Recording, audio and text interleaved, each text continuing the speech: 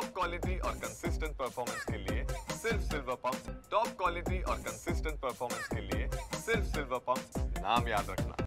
मुंबईच्या गिरगाव चौपाटी परिसरातील पटेल ब्रिजचं काम रखडल्याने नागरिकांना मोठ्या अडचणीचा सामना करावा लागत आहे।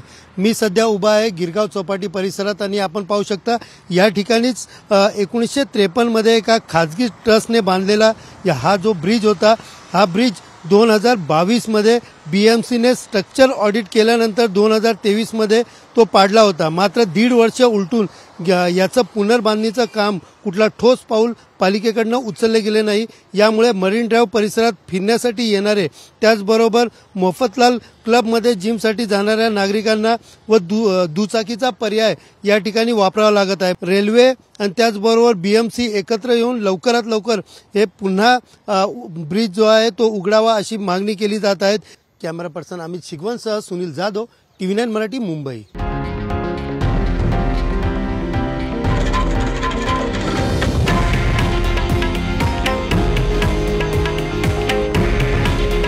हे आहे देशातील नंबर 1 न्यूज नेटवर्क आणि आपण पाहत आहात TV9 मराठी।